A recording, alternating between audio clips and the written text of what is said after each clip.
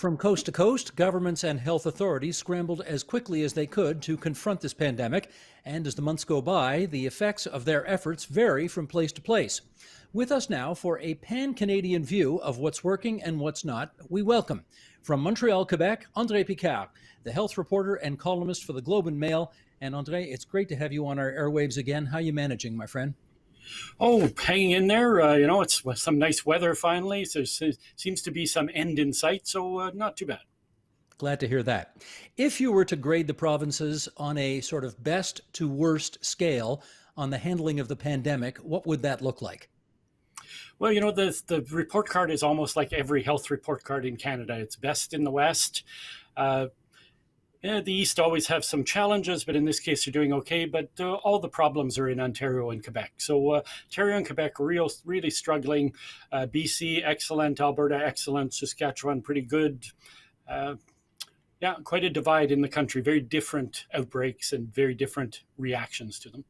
Let's dive deeper on that. There may be some people who think or who suspect that poor government response is part of the reason why Ontario and Quebec are doing poorly. Maybe it's because they have the densest populations. I don't know. You tell us.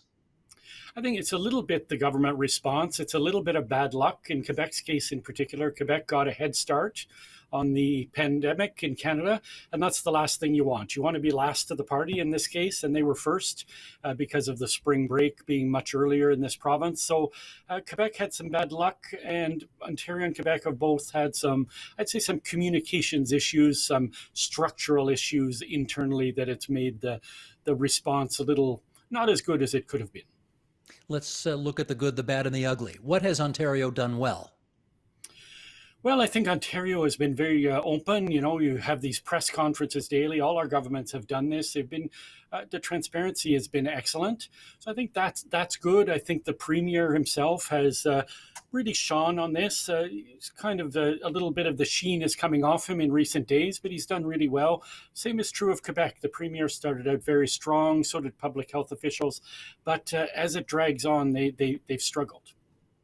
Well, yeah, I was going to say the last numbers I saw, and admittedly they're a few days old already, showed Premier Legault in Quebec and Premier Ford in Ontario with numbers in the high 80s for job approval. Now, I guess I want to go from the good to the bad because the long-term care revelations that have come out over the last couple of days have been absolutely shocking. What does one suspect that might do to the sheen of both of those political leaders? Well, I think the trend line is that both of them are dipping. A lot of the popularity, I think, just has to do with presence. They were there every day, people saying, hey, that's where we get our information, and that was okay. But now these challenges, especially with the long-term care in Ontario, that report from the military, I think is going to be very, very damaging to politicians in the province because we just know that these problems have existed forever, and the military, sort of this independent eye from the outside, has come in and really shone a light on it. Again, going with the Clint Eastwood theme here, the good, the bad, what's the ugly in all of this? Well, the ugly is long-term care. What's happened in our long-term care facilities, again, particularly in Quebec and Ontario, but even in Nova Scotia, to a lesser extent, BC, it's just been a horror show. We've overused that term, but that's the reality. We have thousands and thousands of people who have died, and these were preventable deaths. We knew that this was the single most vulnerable population to an epidemic illness, to a pandemic illness, and we just didn't prepare them. We left them to the wolves, and the wolf in this case was COVID-19. When you say we, who's we? Well, we is all of us. I think all of us, it's public health, it's politicians, it's the public. We've put up with this for years. We've known these problems existed. We want cheap long-term care rather than good long-term care. So I think we all have a part of responsibility to take in this. I think there's an ingrained ageism in our culture, in our legislation, in our policies, and it's coming home to roost, unfortunately. And it's just really a worst case scenario. What's going on there? I don't think we'll get the full impact of it for years, but I think once we come to understand just how bad this is, there's going to be a lot of shame to go around for all of us. Yeah, I don't know how constructive this is, but it's kind of what journalists do anyway. So humor me for a second here. I hear two things. I hear the Premier at his press briefing yesterday saying the management of the homes that the Canadian Forces went into the management must have been bad because the conditions on the ground there were horrible, and the fish rots from the head. I also have heard people in the long-term care sector for years, and I say probably decades, complain about what they would view as a very stingy allocation per resident in these long-term care homes from the Ministry of Health. So where do you put the accent when it comes to blame? Everyone has a share of blame. The system is underfunded. I think it's grossly understaffed. That's one of the biggest problems. Again, the public doesn't want to pay anything. The inspections are non-existent much of the time. So everybody has something to blame. There's profiteers in this business. Of course, there are good homes. I think you have to stress that. There are a lot of good homes out there. We can't throw the baby out with the bathwater, but there's a lot of bad in every aspect of this: government, public sector, the public itself, healthcare workers, even the wealthy healthcare workers, if I can put it that way, have not been that supportive of the PSW. So there's a lot of blame to go around for everyone. And one more thing on this long-term care home for now. The official opposition in Ontario has made a point of saying because 4 of the 5 homes that the Canadian Forces went into, which were the particularly grossest ones, were privately as opposed to publicly owned, 4 of the 5, they say that is more ammunition for their view that the entire long-term care sector ought to be brought into the public ambit, and essentially privately run long-term care homes should be put out of their misery. Do we have, in your view, conclusive, empirically provable evidence that suggests privately as opposed to publicly run long-term care homes are automatically worse?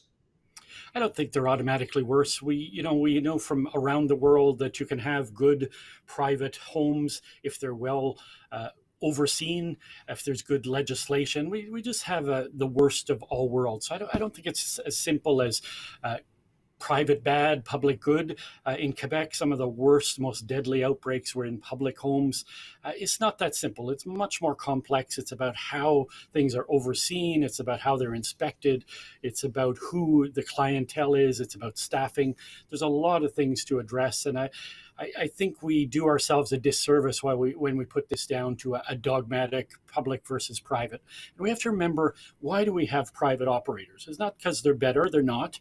It's because governments refuse to invest in infrastructure. And again, the public has to take blame for this. The public doesn't like to have deficits, right? So if you take out a huge mortgage, if you build 1,000 long-term care homes, it means debt. So what do governments do? Well, they pawn it off to the public sector, and then they pay them back with interest over time. So it costs us more, but it looks like we don't have a deficit. So we have to take the blame for this stuff. It's not as simple as, oh, they're all private, they're bad. We brought them in here and we created the problem ourselves. Gotcha. Okay, let's keep looking at other provinces. And since you're in Quebec, let's start there. Quebec, you've pointed out, was sort of the worst hotspot in the country for a good chunk of time since this pandemic hit. And yet it also seems to be the province that wants to reopen the soonest. Does that make sense in your view? It doesn't really make sense, but it's this tug of war that we see all over the world about, what's the economic damage going to be as opposed to the health damage. Quebec uses the argument that, yes, they have the worst outbreak, but it is quite concentrated in the long-term care homes, not in the community. Ontario has actually a worse problem of community spread than Quebec. So there's issues here, but I don't think there's any clear right or wrong answer. I think we have to try and figure out when do you open becomes the big question. And I think when you open is when you have the ability to search and destroy any new outbreak quickly. And at this point, I don't think Ontario has that, and I don't think Quebec has it. So I think both of them are acting prematurely. In more remote parts of Ontario, where there is a more sparse population, should they be allowed to reopen sooner than places where there is more dense population and they're still uncomfortable about reopening? I think the reality now is we have 2 outbreaks left in Canada, Toronto and Montreal. And the rest of the world, the rest of the country should open up to varying degrees. So, do you have to have a single policy for Ontario, a province that's the size of many European countries? I don't think so. Quebec, I think, has done this well. Quebec has opened up everything outside of Montreal, and I think Ontario could open up everything outside of the GTA. You started this conversation by saying the West is best, and I'll tell you, the person who has been getting the best notices since this thing started is the medical officer of health in British Columbia, Dr. Bonnie Henry. What makes her so good in your view? She's just a master communicator. So she talks clearly. She talks with empathy. You know, really early on in this, BC had an outbreak in a nursing home, and she went. You know, she spoke about this publicly. Great transparency that we haven't seen in some other provinces. She was very emotional about it, and she was asked why, and she said, "Because this is the worst case scenario. I'm going to pull out all the stops, and I'm going to stop this." And she did, and she acted really quickly. She literally took over every nursing home in the province with an order, and she has the power to do that. And that's why BC doesn't have the disaster that Quebec and Ontario did. It was decisive action. It was communicating the importance of following the public health rules, and it all comes down to her. Now, I have to say, she also has the power to do these things. BC has excellent legislation, and I think it's had the best political reaction. BC, like every other province, does their daily press briefing. Bonnie Henry speaks. Then the Minister of Health speaks. But unlike Ontario, the Minister of Health essentially says, whatever Bonnie Henry said, we're going to do it. And that's what politicians should be doing. They should be, leadership can be stepping back and delegating to people who know more. And that's what BC has done brilliantly. Alberta to a slightly lesser extent, but they've done that as well, delegated. Ontario and Quebec, there's this awful intermingling of politics and public health and mixed messages that has not served the public well. Well, let me play devil's advocate there. The medical officers of health are advisors. Politicians are elected to be deciders. Is it not at the end of the day still the premier and the cabinet that are the ultimate deciders? Admittedly, they take their advice from the medical officers of health, but at the end of the day, it's their skin that's on the table. What do you say to that?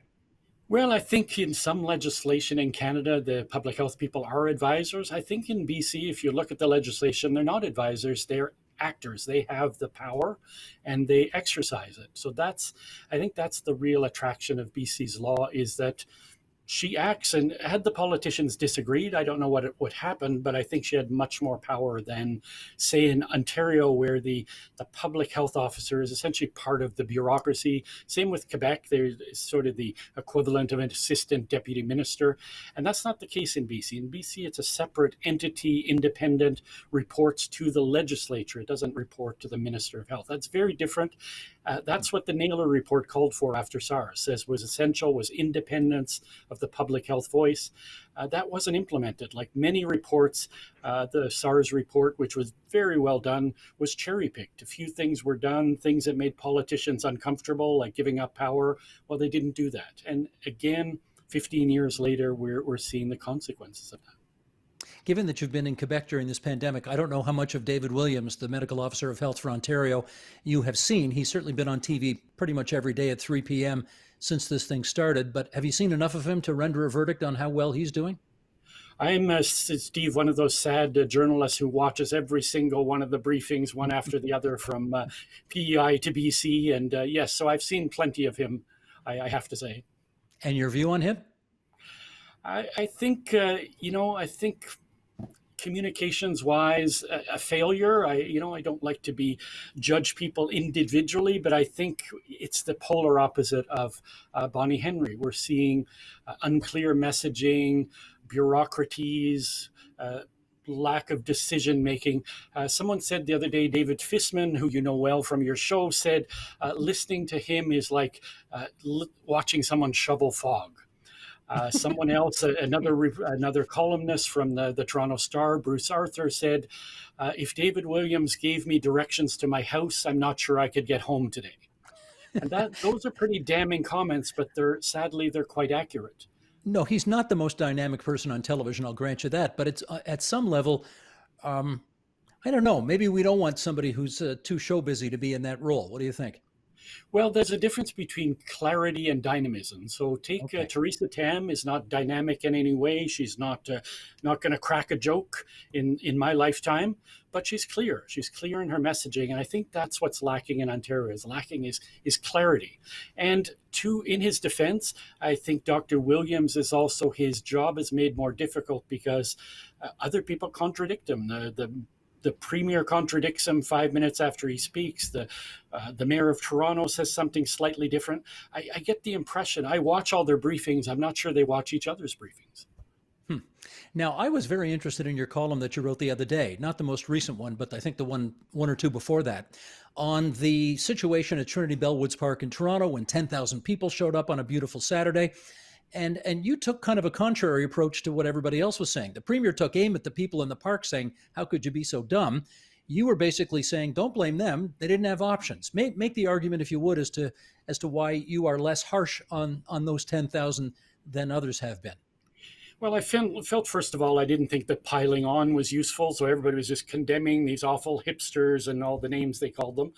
And I think what was important in that is, yeah, there were some people who were irresponsible, but I don't think that many. I think a lot of people just went out there. It's a place that it's a hot spot that people are going to go to.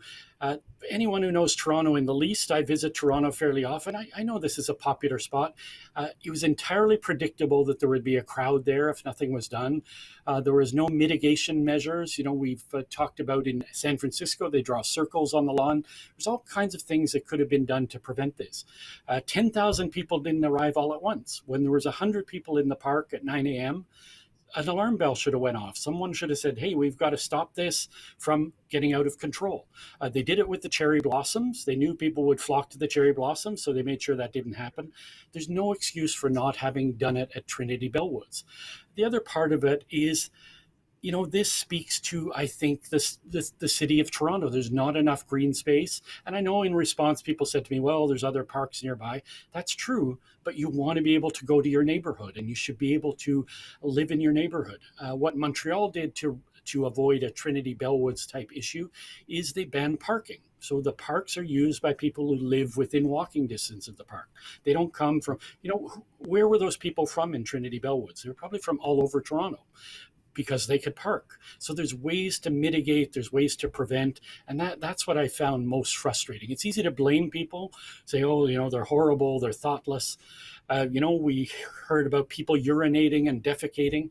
That's horrible, horrible behavior, unacceptable, but equally unacceptable is not having public bathrooms in public parks. And I think you pointed out as well, and we should say this for people who live either in inner suburbs or in exurban or rural or really remote parts of the province, there's a lot of people who live in downtown Toronto who don't have backyards and they live in very small, cramped quarters. And the local park is really the only place they can go to sort of maintain their sanity. We should point that out. Let me ask you about true. In Montreal and Toronto, we live in very urban areas with no backyards, postage-sized condos, etc. Exactly. Let me ask you about Quebec, and you'll correct me if I'm wrong on this, but I think Quebec was the only province that for a time, I think it's expired, but for a time, there was actually a legal prohibition against driving within the province to various places they didn't want you to go. Premier Ford said, we urge you not to go to the cottage, but there was no law actually prohibiting it. Did they in fact do that in Quebec alone? And if so, what was the impact of it? They did that in Quebec. The enforcement was different in different parts of the province. You know, it's not easy to get to Gaspé. You didn't have to put up roadblocks to prevent people from getting there. Where they were most strict actually was keeping people from going from Ottawa to Gatineau over the bridges, which was ironic because there's far more COVID-19 on the Quebec side. But so they enforced it there. I know there was some enforcement between New Brunswick and Nova Scotia. They turned back people trying to get into New Brunswick, which had far fewer cases than Nova Scotia. So this happened sporadically, but yeah, again, it was mostly I think the premier speaking to his base. His base is outside Montreal, who didn't want those, you know, infected Montrealers coming to the regions, especially those just north and south of the island of Montreal. But that intra-provincial travel ban, it has expired now, is that right? Yes. You know, they've lifted the roadblocks.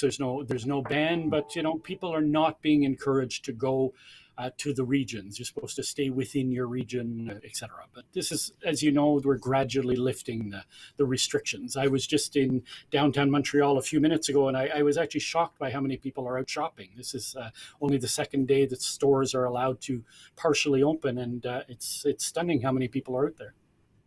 In our last 30 seconds here, Andre, maybe you could tell me if you have noticed a kind of a different attitude or cultural approach to various things. And by that, I'm saying, you know, do they feel differently about mask wearing in central Canada versus Western Canada, or down east compared to the West, or whatever? Can you tell?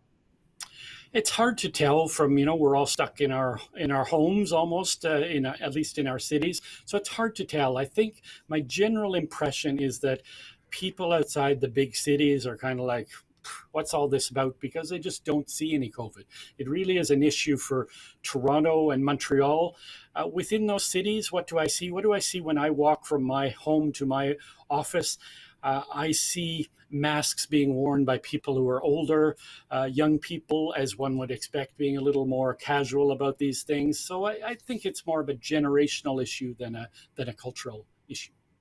I always say it. I love people who buy newspapers, and I think at this time, the one guy who you really have to be reading in the newspapers of this country is the guy that we've just heard from for the last 20 minutes, Andre Picard.